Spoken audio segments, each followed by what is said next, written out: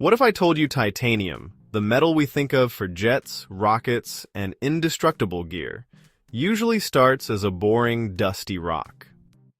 And turning that rock into real titanium metal is so difficult that for a long time it was considered way too expensive to use in everyday stuff.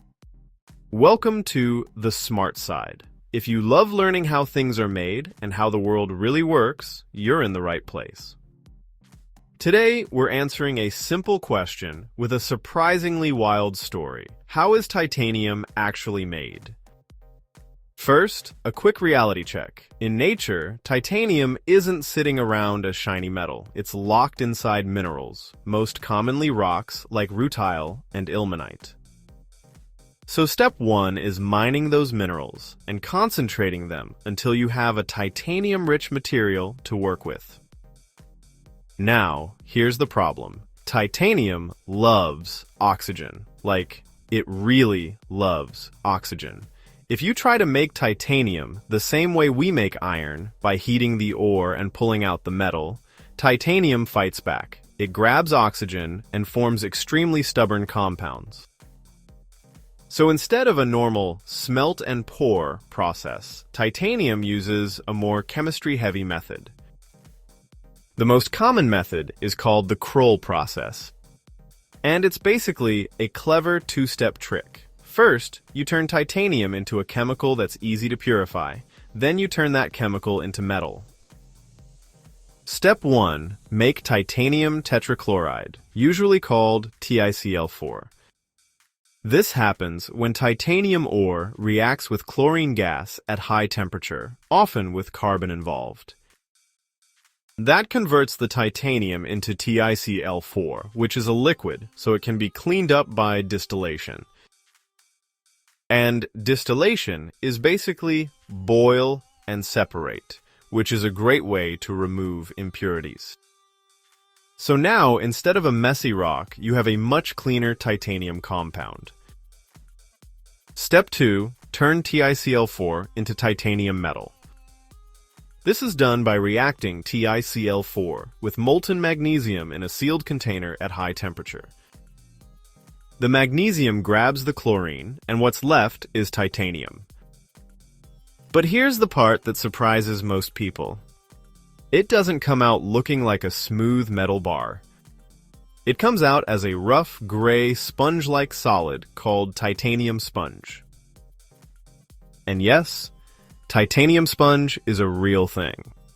It looks like a crunchy, porous lump because the metal forms in a way that leaves lots of tiny voids. Now you have to clean it.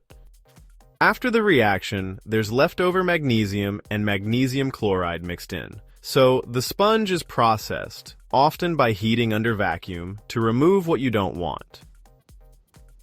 Okay, now you have titanium sponge. But you still can't build anything with it yet. Next comes melting and shaping, and titanium is picky here too.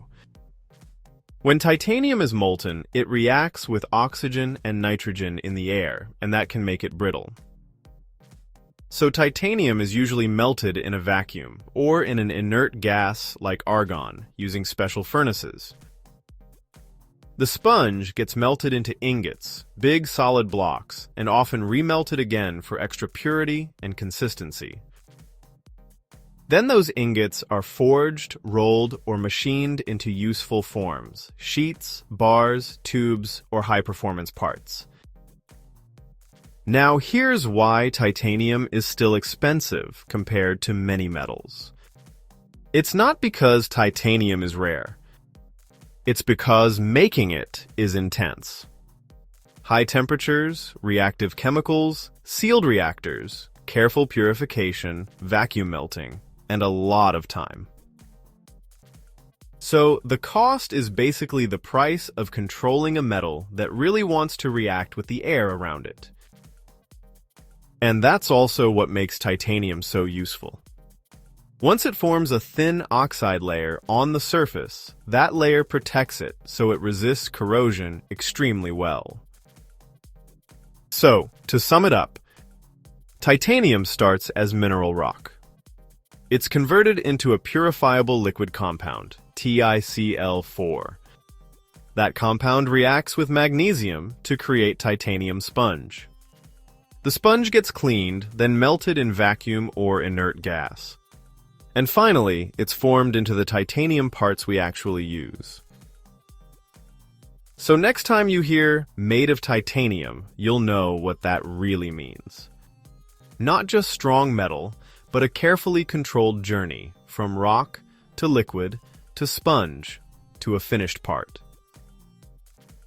If you enjoyed this and learned something new, I'd really appreciate it if you hit like and subscribe. It means a lot to me and to the channel, and it helps the smart side reach more curious people like you.